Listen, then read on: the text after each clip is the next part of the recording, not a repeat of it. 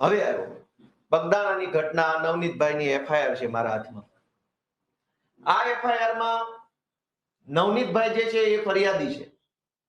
હવે એની હું ફરિયાદ વાંચું છું.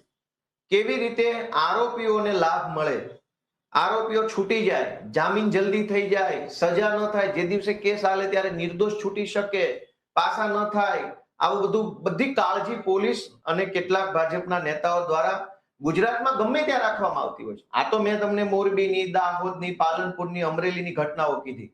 આ બગદાણાની ઘટના, બગદાણાના કિસ્સામાં શું થયું કે આખો સમાજ આવ્યો, સમાજના આગેવાનો, રાજ્યના મંત્રીઓ, કેન્દ્રના મંત્રીઓ, કેબિનેટ મંત્રીઓ, સાંસદો બધા જ આવ્યા.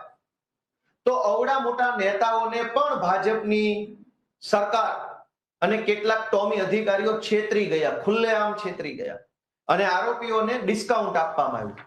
નવનીતભાઈએ લખાયું, નવનીતભાઈ જે વિડીયોમાં બોલ્યા એ વિડીયોમાં એવું બોલે છે કે ભાઈ એને પહેલા જયરાજનો ફોન આવ્યો, પછી બીજા એક બે વ્યક્તિનો ફોન આવ્યો, ત્રીજાનો ફોન આવ્યો અને પછી રાત્રે આ માથાકૂટની ઘટના બની. હવે અહીંયા જયારે એફઆઈઆર લખી છે એ એફઆઈઆર ને આપણે વાંચીએ તો ખબર પડે કે પોલીસે ઘટના, માનો કે જયરાજે માર્યો છે, મરાયો છે, નથી મરાયો, એ તો તપાસનો વિષય છે, સરકારને એસઆઈટી ફેસાઈટી બધું થયું છે. પણ કાગળ ઉપર જે પોલીસે લખ્યું છે એ પ્રમાણે કલમ તો નાખવી જોઈએ કમસે કમ.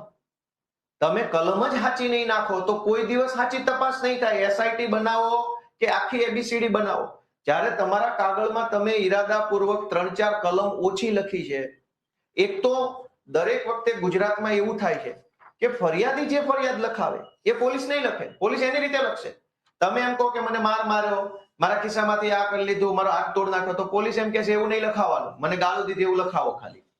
તમે એમ કહેશો કે ભાઈ મારી પાસેથી પૈસા માંગ્યા તો પોલીસ ના પાડશે, એવું નહીં લખાવવાનું. તમે એમ કહેશો કે ફલાણા ભાઈનું નામ લખો તો પોલીસ કહેશે ના, નામ નથી લખવાનું, તમે એમ નામ ખાલી અમે પાછળથી નામ ઉમેરી દઈશું. એટલે કોઈ પણ એફઆઈઆર જે લખાય છે એ ફરિયાદી સાથે જે ઘટના બની છે એ ઘટનાની એફઆઈઆર નથી હોતી. ફરિયાદી સાથે ધારો કે આટલી ઘટના બની હોય તો પોલીસ આટલી જ લખે એફઆઈઆરમાં, આટલું નથી લખતા.